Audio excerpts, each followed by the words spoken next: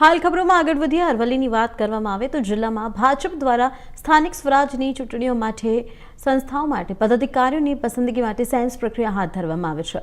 મોડાસાના કમલમ કાર્યાલય ખાતે યોજાયેલી આ પ્રક્રિયા 1 જિલ્લા પંચાયત, 4 તાલુકા પંચાયત અને 2 નગરપાલિકાઓ માટે સેન્સ લેવામાં આવી રહી છે।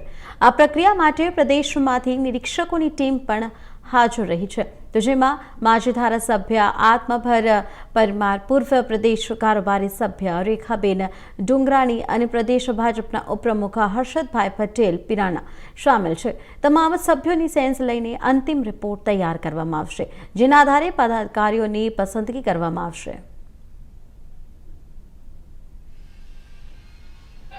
આજે પ્રદેશમાંથી 3 નિરીક્ષકો નિયુક્ત કર્યા છે અને આપણા અરવલ્લી જિલ્લામાં તાલુકા પંચાયત, જિલ્લા પંચાયત અને નગરપાલિકાના પ્રમુખ અને ઉપપ્રમુખ માટેની આજે સેન્સ પ્રક્રિયા ચાલી રહી છે।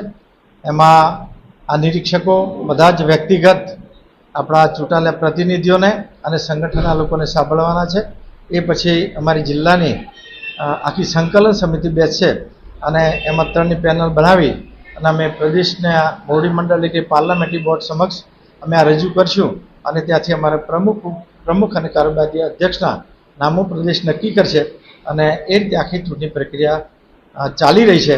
એમાં આજે અરવલ્લી જિલ્લાના નિરીક્ષકો અત્યારે સેન્સ પ્રક્રિયા લઈ રહ્યા છે। નિરીક્ષકોમાં કોણ કોણ છે?